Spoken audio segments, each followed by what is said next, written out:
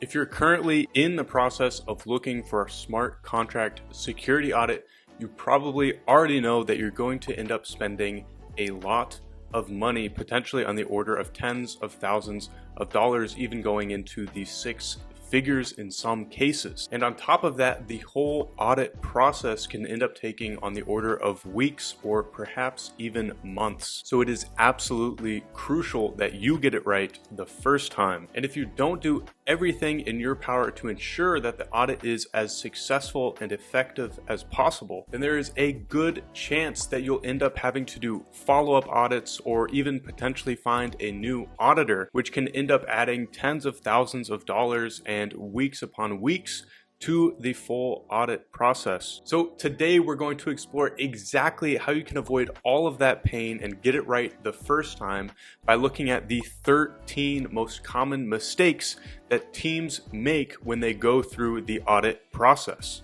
And then we're going to see exactly how we can avoid these mistakes and turn them each into something that is going to make the audit a lot more smooth and effective and potentially even a lot less costly. And I can guarantee you that you are actually making at least a few of these mistakes we're about to go through. So be sure to stay to the end and make sure you see every single mistake here, because it could end up saving you a lot of money or a lot of time. But of course, why should you listen to me about what I have to say about the audit process? Well, my name is Owen, and over a year and a half ago, I founded Guardian Audits, a smart contract auditing firm. And since then, we've uncovered dozens upon dozens upon dozens of critical and high vulnerabilities and audited easily over 100 different smart contracts, and have personally spent easily over 1,000 hours doing it. And so my goal with this video is to help you navigate the security landscape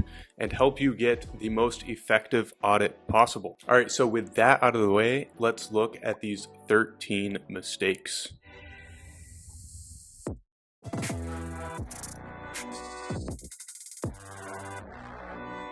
All right, so today we have 13 different mistakes. We've got a lot of things to go through. And I want to say that these are all mistakes that I see many teams consistently going through. Even after their first round of an audit, even after they're used to getting an audit, they still continue to make these mistakes. And it just ends up dragging out the process of an audit and causing them to have to spend tens of thousands of extra dollars when they could have avoided this. And like I said in the beginning, I guarantee you that for at least 5 of these, you're going to be kicking yourself if you don't actually go and implement the solutions here.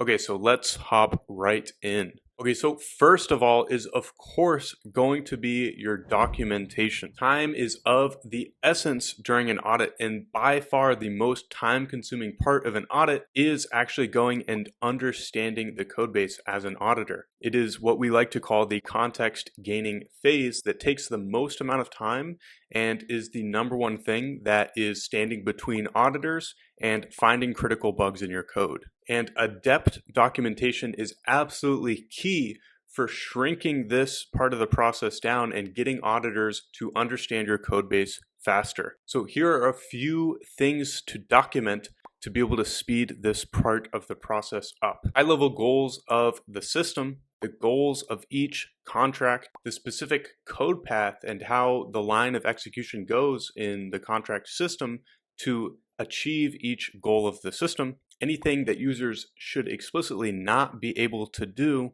and of course, any formulas that are used, any sort of mathematical equations should be written out and briefly explained to the extent possible. This will help any security researcher understand what the protocol is trying to achieve much faster, and also give them a measuring stick by which to check if the code actually achieves what the documentation purports it to. And so number 2 here is of course going to be running static analysis and going through and resolving any of the notable issues that are brought up. This will help you catch any surface level issues before we actually go into the audit. We want to go into the audit with as secure code as possible so that the audit can really go deeper with the time that's allocated for it and actually end up producing a much better overall secure application.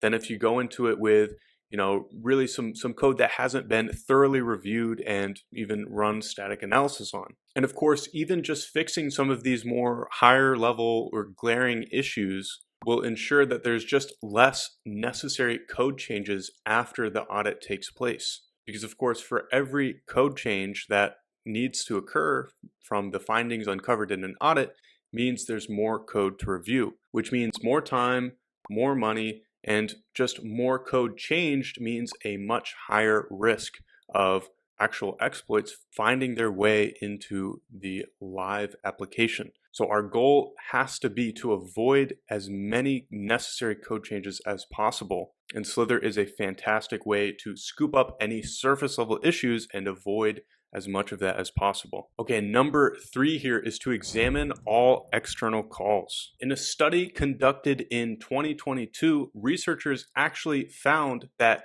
external calls led to the second most common exploits out in the wild. It is extremely important to review every single external call that is made in the system and pay special attention to any possible external calls that can be to an arbitrary address. And while you're looking over these specific external calls, keep in mind that an attacker or an arbitrary address can potentially revert to denial of service, attack the system, return nonsensical results. They can potentially gas grief, or of course, re-enter the system. And of course, as a note, the first most common crux of the 186 different exploits that the researchers studied was in fact Oracle manipulation. So if you are in fact interfacing with oracles, that is another thing that you should absolutely check and pat down with the documentation of whichever oracle you're implementing with, and do some financial analysis on the profitability of such attacks. Okay, number 4 here is to use check effects interactions uncompromisingly. Check effects interactions simply describes how you should structure the body of every single function. You should first have require statements in the beginning, and then after your require statements, have your actual state updates, your effects, and then at the very end, only after all of these state updates have occurred, should you have your external call or your interactions to other contracts. And of course, by uncompromisingly using check effects interactions whenever possible, you avoid all sorts of nasty reentrancy attacks, not only into your system, but potentially into other systems that would like to come in and build on top of your contracts. Okay, and number 5 here, the 5th mistake is that protocols and teams don't call out their assumptions. When you're handing over a code base to the auditors, you should be sure to call out every single invariant in the code, leave a comment about every single invariant and assumption that you're making along the way. This basically acts as a roadmap for auditors to first have little bits and pieces that give context on the system, but then secondly, of course, give them things that they can try to break and even formally verify or fuzz test to ensure that these invariants actually do hold. And of course, if one of your invariants doesn't hold, an assumption that you thought was true is not actually true, you would want to certainly know about that as soon as possible. And so calling out your assumptions, leaving notes in the code where applicable, is hands down the best way to do this and communicate this with the auditors. Okay, number 6 here, the 6th mistake that I see most commonly that teams go through when they're just beginning an audit is to not have a kickoff call with the auditing team. So like we said earlier, the number 1 time suck in the audit process is that context gaining phase. The auditors on the auditing team need to be able to understand how the protocol works as fast as possible before they can start to point out really deep underlying bugs with the system. You can Invincible Mario Superstar mode right through that entire process by just having a complete recorded kickoff call with the audit firm, with the team, whoever you're working with, to actually go through and explain how each contract interacts with one another, what the goals of the system are, and how each goal is accomplished in the smart contracts. Okay, number 7 here, another mistake that I see getting made again and again is that there's no initial review from a third party before passing the contracts off for a more in-depth review from an actual firm. A very quick high-level review from an independent auditor or just another Web3 developer can give a very, very valuable third perspective on the code base, which might make you realize some things that you actually want to change before you go into an audit. And of course, this goes back to what we were talking about when we were running Slither, right? We want to uncover as many surface level issues, get those entirely out of the way before we actually go through the audit, so that when we go through the sieve of the audit, that sieve can be a lot tighter and pick out a lot more granular and much more interesting and nuanced bugs and vulnerabilities in the system. And then this way, the resulting security of the application is quadratically higher. And of course, if you would like to get one of these initial high-level security reviews of your code base, then you can get exactly that from me personally when you go to guardianaudits.com/quote and apply to get a quote for a smart contract audit for your project. Any qualifying teams that submit an application at guardianaudits.com/quote will get a personal high-level overview of what are the number one things that I would fix right off the bat? What are the glaring issues? What are some things you would want to focus on if you're doing an internal review, or you'd want to have auditors focusing on in the system? And of course, what would be the best way to protect against these most common attack vectors that would probably affect the system? Okay, and number 8 here is of course to call out any areas where you're actually not nearly as much as confident or maybe even unsure of in the code base. If there is a particular function that you didn't entirely work through and prove out to yourself, or perhaps if you had a question about a particular integration with an underlying protocol, or how to implement an integration with an Oracle, or even if you had an open question of whether a certain type of financial attack was economically feasible, these are all fantastic things that you should document in the code so that auditors can draw their attention to it and actually either verify your open questions or invalidate any of the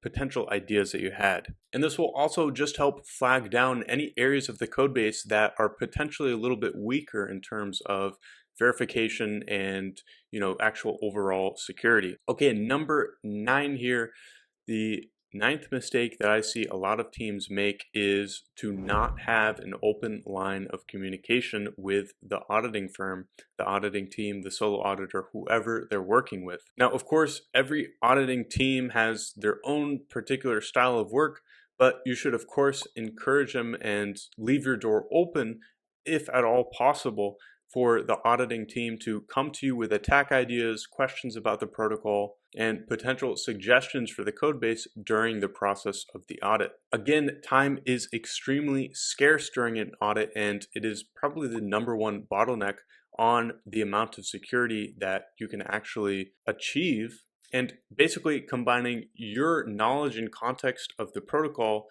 with the auditor's overall Web3 knowledge and attack creativity is a fantastic combination. It's a huge, huge win for efficiency. Okay, number 10 here, this is honestly way, way too common of a mistake that I see, and I really, really hate to see it.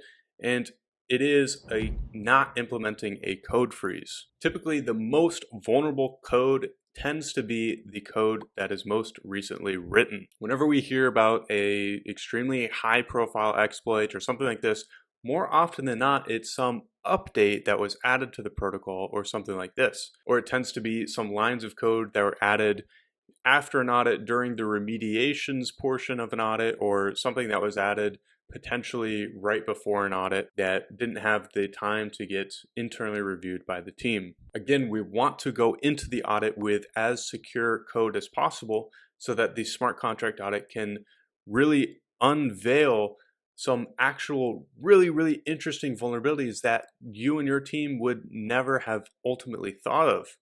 So that way the smart contract audit really is a value add for your team. So to correct this mistake, obviously we want to freeze the code base and have your team internally review it for at least a few days, ideally, even a week or longer, depending on the size of the code base, so that it can be as high tier in terms of security as possible before we go into an audit. Okay, and number 11 here is going to be to engage auditors early.